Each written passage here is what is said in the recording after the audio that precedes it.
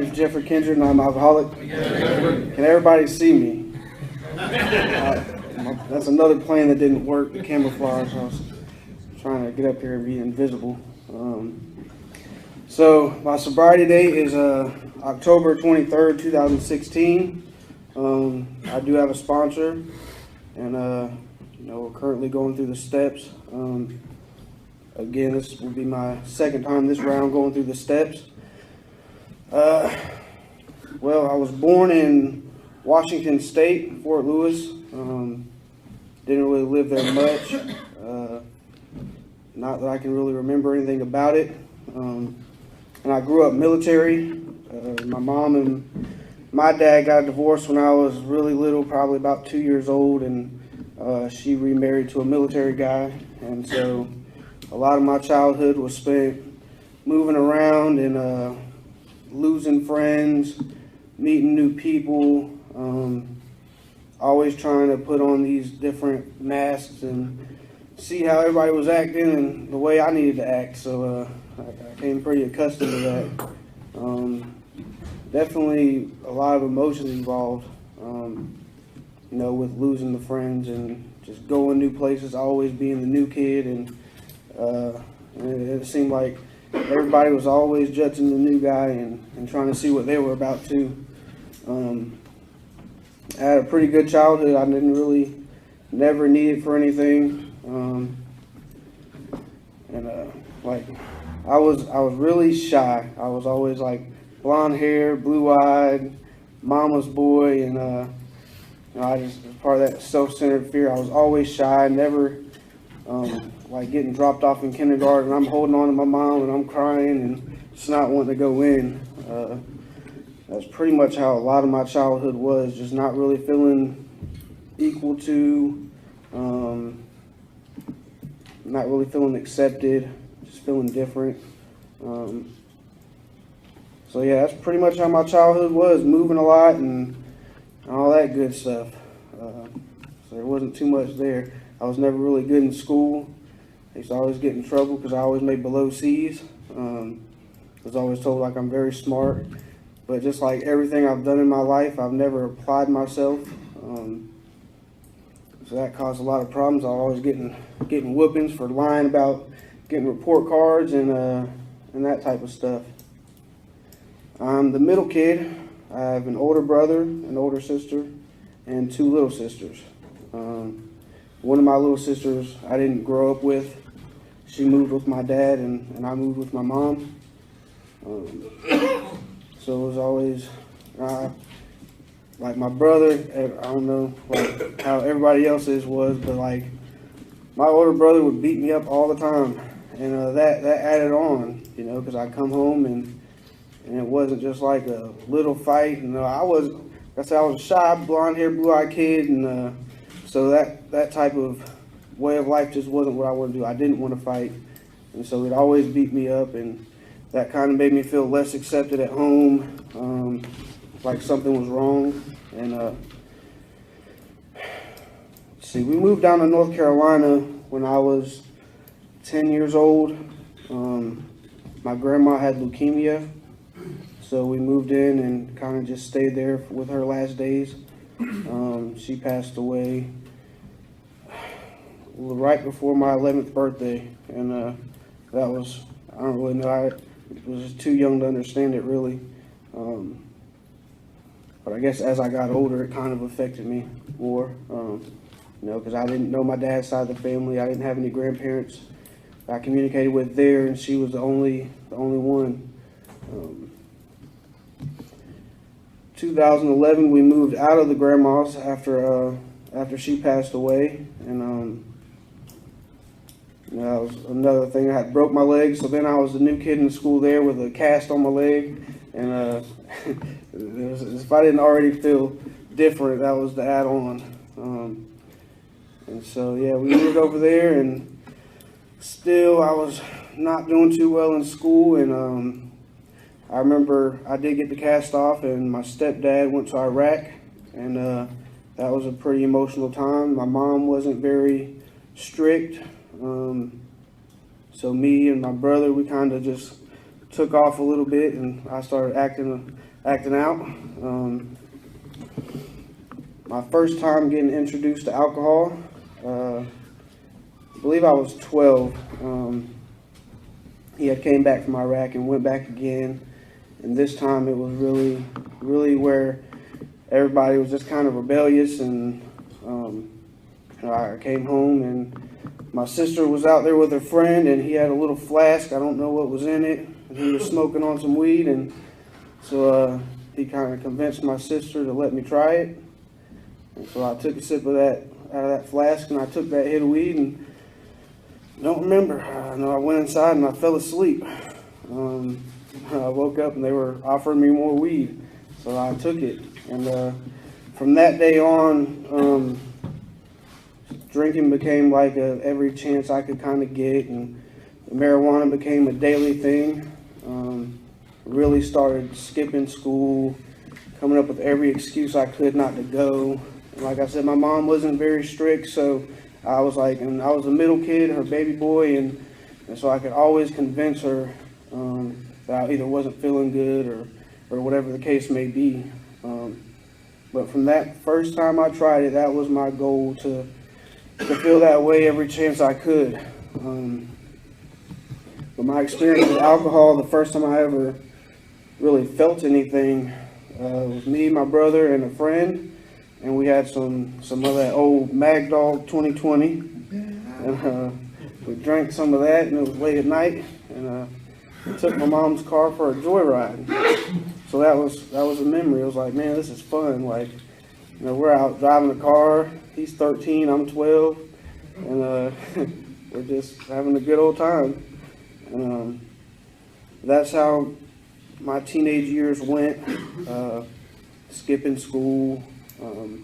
Don't know how I made it through middle school, really. You know, it was that No Child Left Behind thing, so I think that's what really helped me. I was one of those children that they didn't want to leave. You know, and then my stepdad came back, and gosh, you know, that was, whew, you know, he came back to me really kind of, my brother kind of took up for me a lot. One instance, my stepdad had found a beer bottle. Well, first he caught me smoking a cigarette on the side of the house, and I took and slammed my head in the wall. You know, he just came back from Iraq, so I know he was dealing with a lot of stuff, and he found a beer bottle cap, and my brother took the blame. So he came home, and it was just like, what in the world happened? And that's the way it proceeded to be. High school, I got a car, and then I really stopped paying attention to school. Every chance I had, I was skipping school to smoke weed, and you know, drinking kind of became a little bit more because I was skipping school, and you know, the people I hung out with and the places I went, alcohol was available too. So that's what we did. We skipped school, smoked weed, and drank alcohol. You know, I made it to the 11th grade, and then I kind of just dropped out because they were talking about holding me back a year. And, so I went to Sand Hills Community College in Raeford to get my GED. And gosh, I had a, you know, they let you teach yourself there and kind of go through it at your own speed, and I felt like that was right for me. You know, we had these breaks. I'd come in, smoke some weed before, and then just be high as a kite, and I feel like I can study better. I can take my tests better. Like, my thought process was, if I learned it while I was smoking, and when I took my test after I smoked, then surely I would get a great grade. And I managed to get along pretty well doing that. I have to back up just a little bit. My first job was working in a tobacco field. I was like 15 years old, and like, that's what I did. I worked just to be able to support changing my mood. And I actually quit because I wanted to go home and smoke some weed. Like, I remember we went to lunch, and everybody left, and I was sitting back at the office, and And all of a sudden, my mindset was, I don't feel good. Like, I did not feel good. But the real motive behind that was to go home and get high. And so I lost that job. And I didn't proceed to have any real jobs for a while. When I got my GED, was still living with the mom. Gosh, it's really, a lot of my life has been a blur. We kind of wrecked because she ended up getting divorced from my stepdad when he got back from Iraq the second time. And she ended up getting engaged with somebody else. And we just completely wrecked that relationship.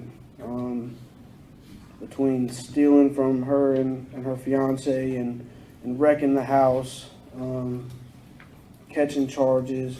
I became a felon at the age of 17, breaking into a house, and one of the things we did was stole a gun from him, and that wasn't too good. He found out about that, and so I've always felt like, I've kind of been the reason why my mom hasn't had a successful relationship. Because when she got back from Iraq the second time, we were just acting a fool, and that kind of just caused friction. And then the next relationship was always skipping school and having people over. And we used to have, he had his house, and then he had a house he grew up in beside it, just old, tore down, and we went upstairs and kind of made a little chill spot out of it. So the cops came down there and raided it and found some weed plants and all this stolen property, and they charged us for a felony for every item we had. They gave me a deferred prosecution. Like, if I stayed out of trouble for a year, it would be off my record. Needless to say, I proceeded to get in trouble. After I caught those charges, I got kicked out of there with my mom, and me and my buddy, we were rappers, and so we had a promoter, and we moved in with her, and drinking played a really big part then. We just go to clubs and drink, and she drank every day, so we always drank. And we stayed with them for a while. Kind of the same thing. Just started stealing from them, and I started breaking into cars, and that's where I caught more charges, and they said, well, now you got this on your record, plus this right here. So that was the way I was heading. Gosh, I don't know what happened after I got kicked out of there. No, I moved in somewhere else, probably with my uncle. I'm pretty sure it was with my uncle, as a matter of fact. And same thing, just I'd sneak in the room with bottles of, well, actually not bottles, but cans of beer, and I'd be smoking weed with them and just hiding the alcohol like I wasn't drinking every day. And needless to say, they woke up one morning and I wasn't there, and their window was wide open. I had snuck out and broke into a car, blitz drunk. That was my thing. Like, I just get really drunk and feel like I can go break into cars, and so I got caught and arrested.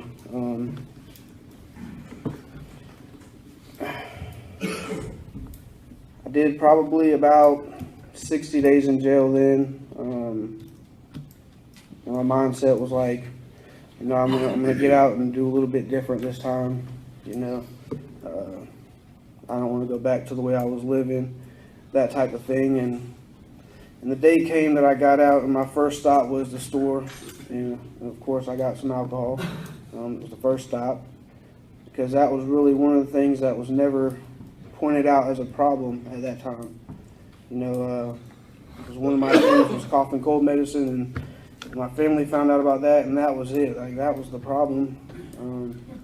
That was the problem. And so I got out, and at that time, reluctantly, my sister and her husband took me in, and it wasn't long that I did the same thing, ruin another relationship by stealing and lying, and because one of the things was that I couldn't do cough and cold medicine, staying at their house, so I proceeded to smoke weed and drink and hide that, and then they kind of found out about it.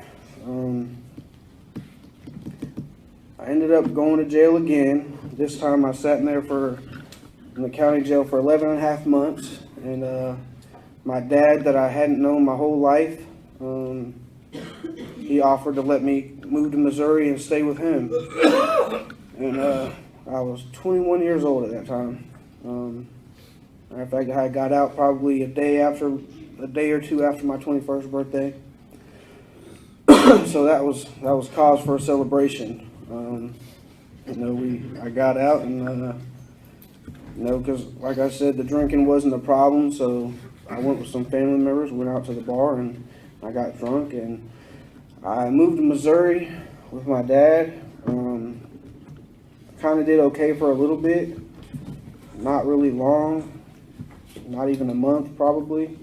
And then I kind of met somebody that had weed, and I started there,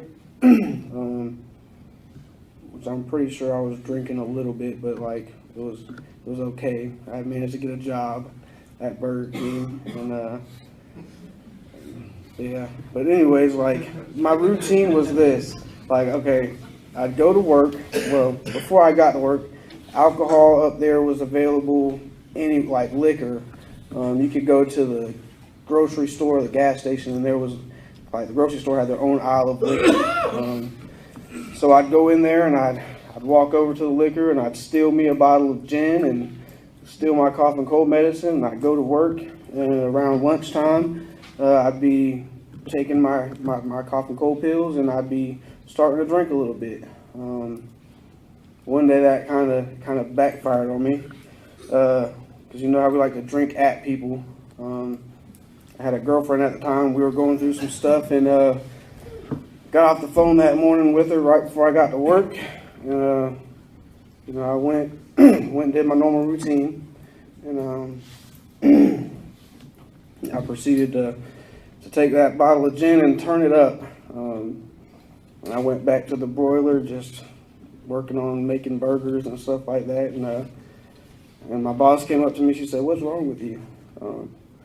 She's like, "What do you want?" I'm like, "Nothing. What are you talking about?" And she's like, "You could barely stand." And I proceeded "Nothing's wrong." So she had somebody take me home, and gosh, I don't remember. I know I kind of blacked out. I was talking to my sponsor about this the other day. I came home, and there was throw up on the wall, and I was like, "What the heck happened? Who did this to my room?" And and I got ready, and I went to work. I showed up at Burger King with my uniform on and everything, and she was just like, "Yeah, you don't work here anymore?" I was like, "Okay." All right. So I went home. My dad, I don't really know if there's any alcoholism in the family.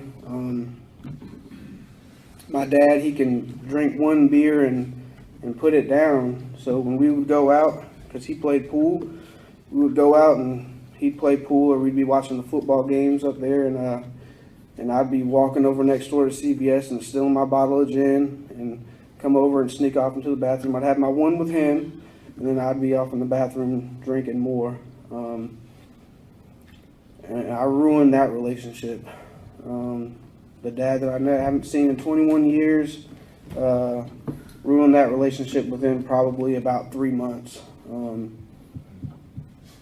His landlord had noticed me drinking a lot and said something to him, and my thinking was, he said, "Well, what if I search your room, will I find anything?"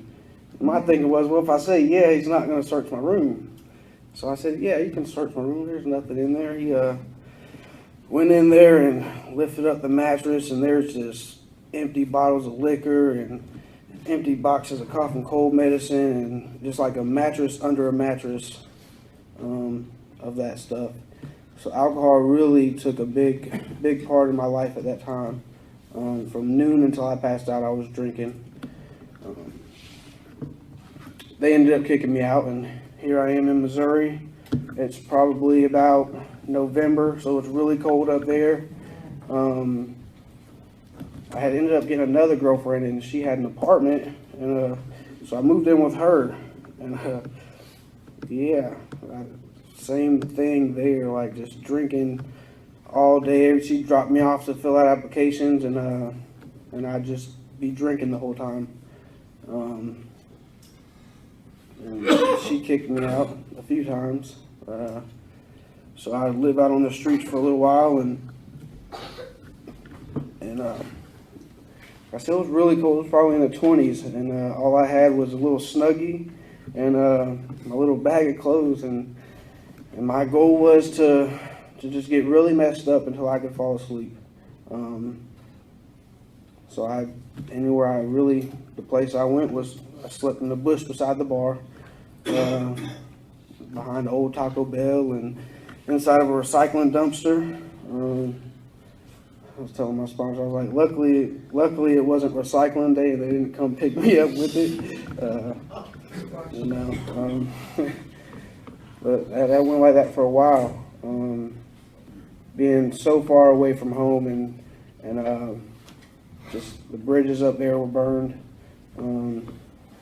So I took a bus. My mom finally got me a bus ticket. That was the thing. I was waiting for her to get paid so she can get me a bus ticket back to North Carolina.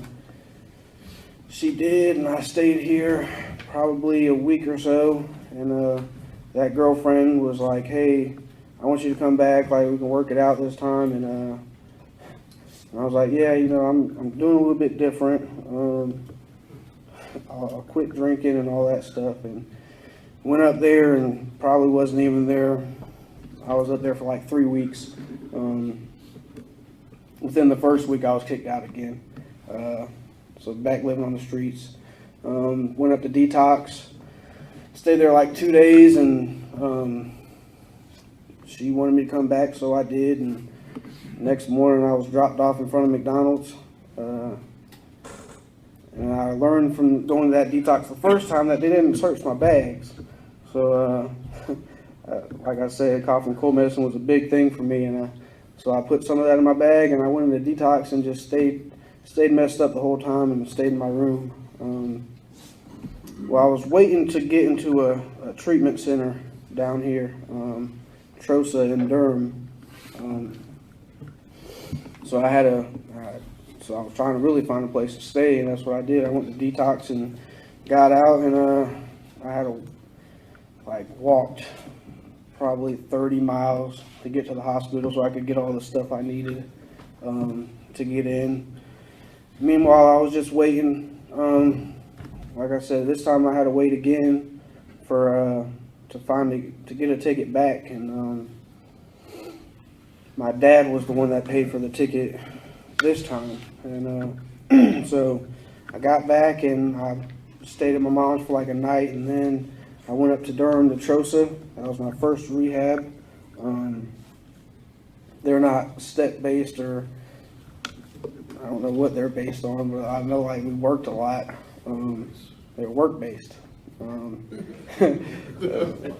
can say from sun up to sundown we were working in the moving company, and I was so miserable. Every day I thought about smoking weed and drinking. That was just really a miserable time for me. And so I stayed there 6 months, and the day came where I found the perfect excuse to leave, and convinced my mom, hey, I've been up here for 6 months, and I kind of know a little bit about myself and what the problem is, so and she let me come stay back with her.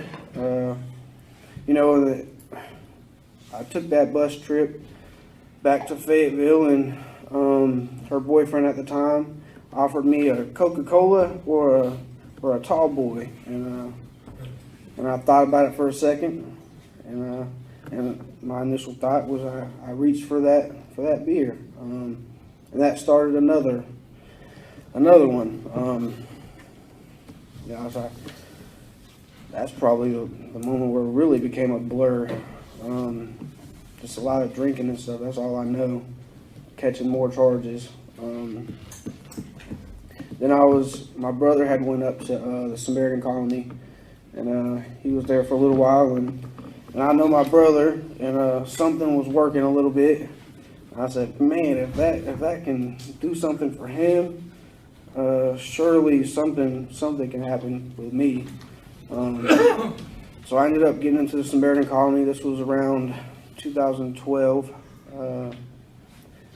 I went there and worked through the steps that they take you up there, and some of the things I noticed about, I've had some differences in my sobriety. Like I was in treatment and I was so worried about the outside world and what was going on out there and all that stuff. Like I did not take any time to focus on me and really what the problem was. So I got out, moved into Bethesda, and nothing changed. I was coming to meetings, and I did have a sponsor. I was working with him a little bit, but I was like staying home, and I was sleeping all day, and I wasn't trying to find a job or any of that stuff. Just the same person, really. We had got to the 4th step, and I was like, I did one of those at the colony. I don't really see why I need to do one again. And so I found another reason to leave Bethesda. I was on probation, and the probation officer wouldn't let me go home and stay with my family for the holidays. So I said, that's the perfect excuse, and I used that. Like, Mom, they're not going to let me come stay with you for a weekend during the holidays. And she didn't like that either. So moved in with them again. Same thing, more charges again, and I was blessed somehow or another. I just kept getting probation. And I don't know how that happened, because I definitely had some charges piled up, other than like 30 days here or 45 there. So I stayed there for a little bit, and 2014 came around. I decided to reach out again and try to get some help. And while I was waiting to get into the colony again, I ended up catching more charges. I thought for sure I was going to jail, but I played that whole role. I started crying and admitted I had a problem. Like, I'm waiting to get into treatment and all that good stuff, and they took me home. And I was caught red-handed. They took me to the house.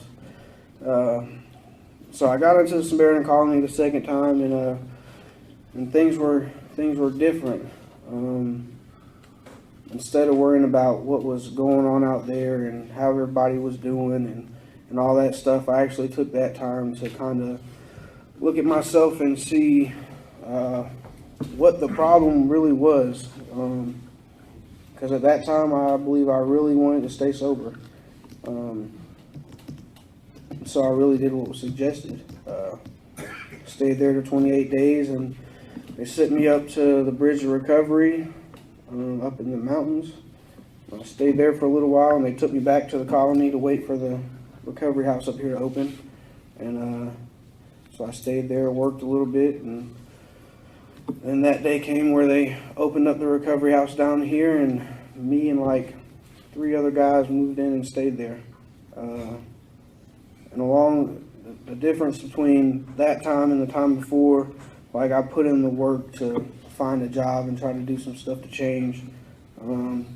Like I used to always think that it would fall in my lap, and that never happened. So I put in the work, and I spent every day for like a month, a little bit over a month, just walking and filling out applications and everything. And kind of near about a month, I was like, man, nobody's gonna hire me. I'm a felon. I got all this stuff going on, and somebody gave me a chance. Somebody gave me that chance, and so I did that. And like meanwhile, I got court going on and all that stuff, and I was coming to meetings, working with my sponsor, and life was good. I ended up having to go do 30 days in jail sober, and That was like the longest time. That felt longer than the 11 and a half months I did, like trying to do it sober, because I was trying to do different than the people that were there, and just kind of just a long time. But I did meet somebody in there. At that time, I had close to a year of sobriety, and met somebody in there that I knew growing up, and he was kind of wanting to take a different path, and kind of knew me a little bit during my active alcoholism and addiction, and he was like, he just kind of wanted to stay connected and wanted me to be a sponsor when he got out, and he had like a month left, and so I said, yeah, here's my number. I kind of gave him the things that my sponsor had me do. So do that, and then like call me once a day. I'll put some money on my phone and pick up and talk to you. Ended up getting him into Bethesda House and had my first sponsee. And boy, I was not spiritually fit or ready for that. I'll tell you. Yeah, I think I kind of just, yeah. That didn't last very long, needless to say. And I got back out, and Arby's right there by the house. That was the perfect spot because I didn't have a car license, none of that. And the day I got out, they had a sign on their thing that said open interviews. So that's what I did. I went in there and I applied and got the job. Funny story, the lady that was my boss there, somewhere down the line, she was like trying to show me a picture of her daughter, and was like, this is my daughter, and I'm just like, yeah, I know her. And I got to tell her how I knew her. That was probably the scariest moment of my life, because her daughter was one of the people that were with us when we broke into that house for the first time when I was 17, and kind of told her, yeah, she was with us. But she didn't judge me or anything like that, and I was able to keep the job. A little bit down the road, I picked up another job at Dickey's Barbecue, so I was working 2 jobs. And then I left Arby's and went to Burger King. So I was working 2 jobs, sun up to sundown, 6 to 7 days a week. Meetings fell off, staying connected with people fell off, and I became really just miserable. That's the only word I could think of. Ungrateful.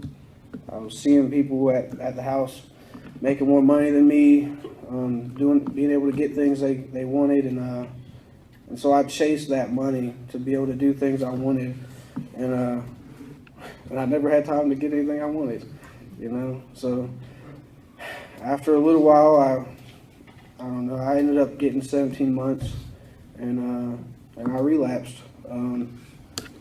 I thought I was ready. There was a guy that was working with me at Burger King. He didn't drink or anything, and he was always working. I was always working. So hey, that was like the perfect chance. It was cheaper than the recovery house. I had been staying there for a year. Was able to purchase a car. Was like, I think I might be ready to kind of spread my wings a little bit. And yeah, like I said, once the meetings fell off, my personality really came back. Just the whole buy-in, all that type of stuff. Like I'd be out late at night trying to find stuff to do, just going to Walmart, and eventually I ended up relapsing, and I probably stayed out for, I think it was my 2nd day, and I called up the colony again and was like, look, I'm about to go down the same path I was already down. Can I come back? And they let me go there for 7 days for relapse prevention. So I got out of there, and they sent me back to the recovery house. I still had the car, the 2 jobs. So the same problems that were there were there again. And like people were telling me like, look man, just get rid of the car.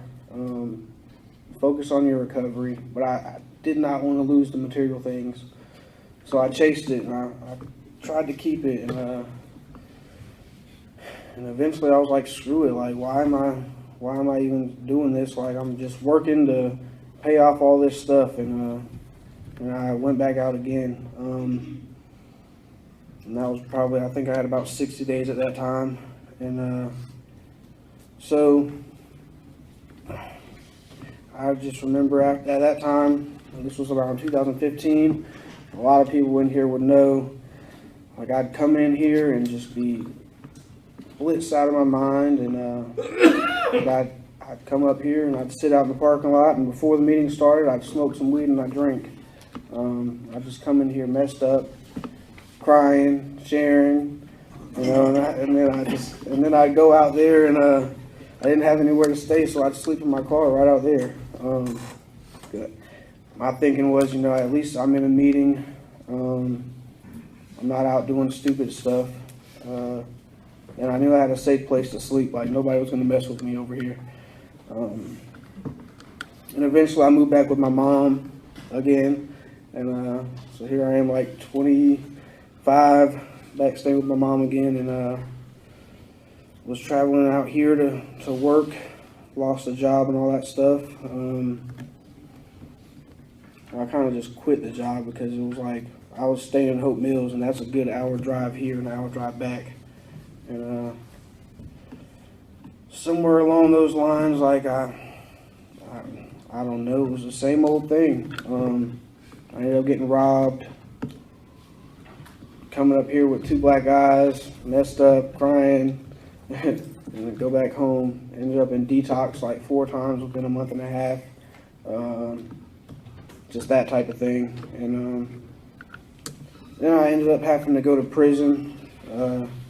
The probation officer I had wasn't taking none of that stuff.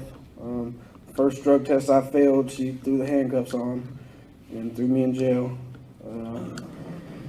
So I stayed in there, went to court, got shipped off to prison. I wasn't in there very long, but long enough. And like the last week I was there, because I was in prison doing the same thing.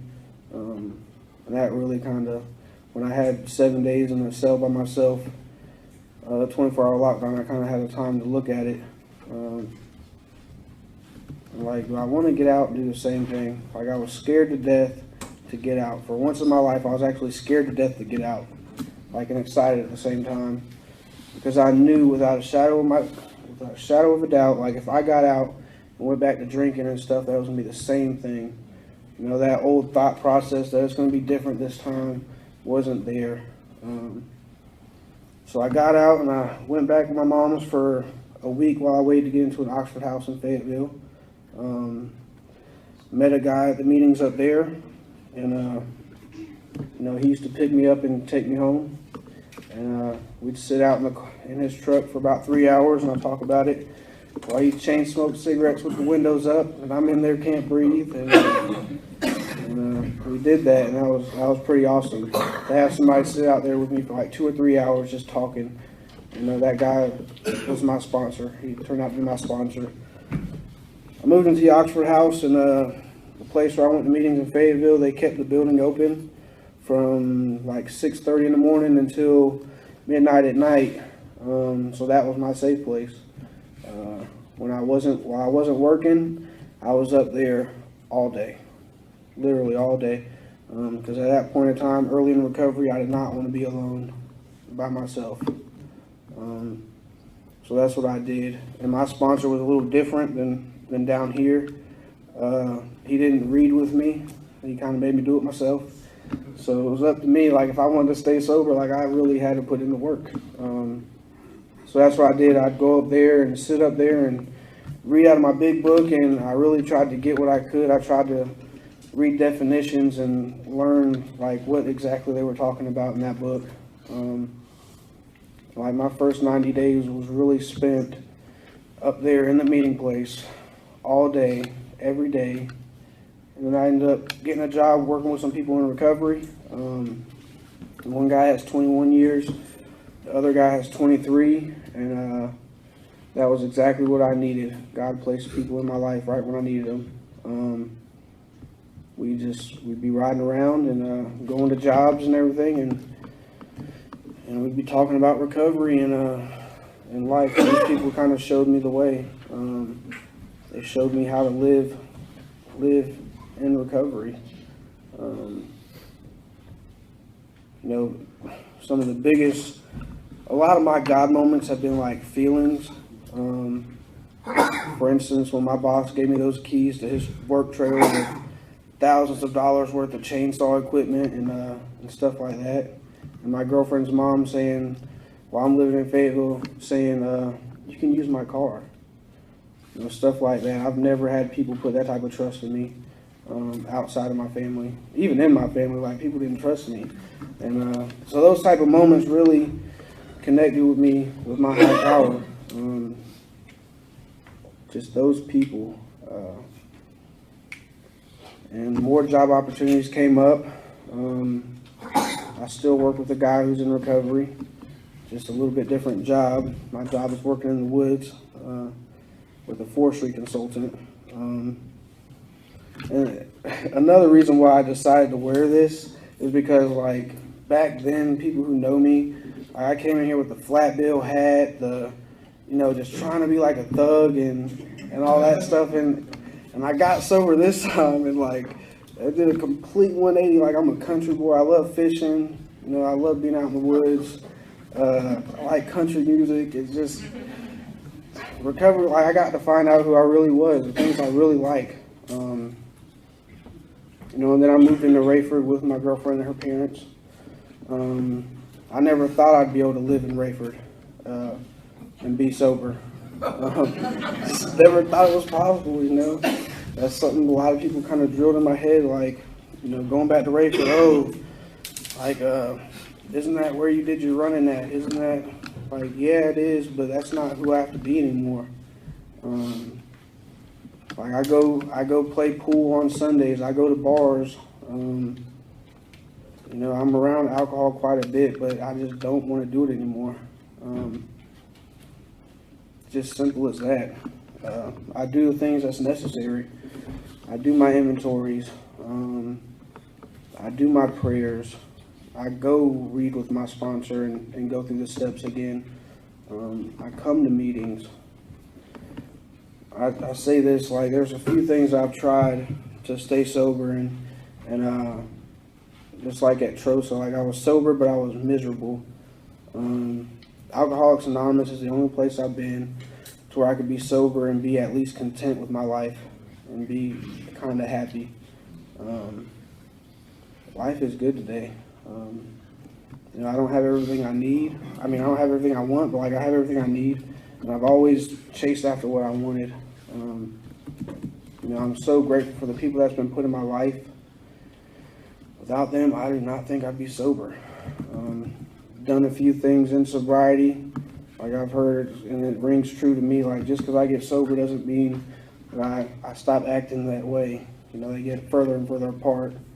And if it wasn't for those people outside of my sponsor that I gained a relationship with and put trust in, I'd probably be drunk, because I didn't want to come to my sponsor with a specific thing back when I was in Fayetteville. And one of my mentors, I went to him and talked about it. And that was a big, big weight lifted off my chest. I'll just say one more thing, and then I'll kind of end it.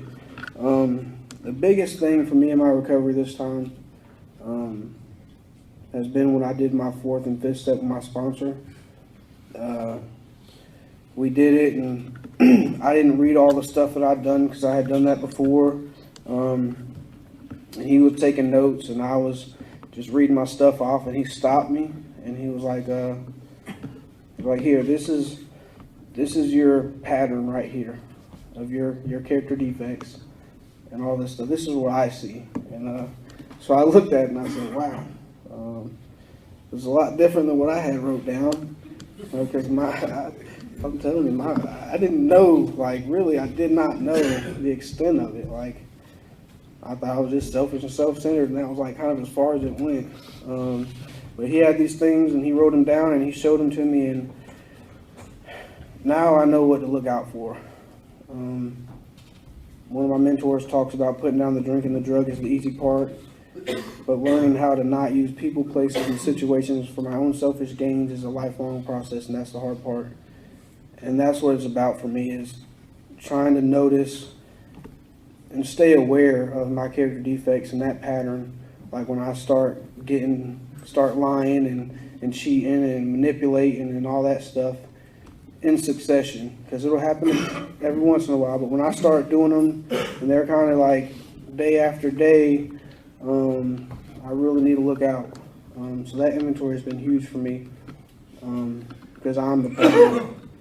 But I'm grateful, Travis. Thank you. Oh yeah, one more thing. I'm sorry. I've always wanted to speak here. Like my last time in recovery, I wanted to speak here. I had like a year, and then I got a little bit over a year, and I started catching a resentment because nobody was asking me to speak, and, and I told Travis about that, and I think that's why he asked me, really. But he saw I had my year, and he's like, the day I got my year, actually, he's like, I see you have a year. You want to speak? I was like, yeah. And but I'm definitely grateful. Thank you.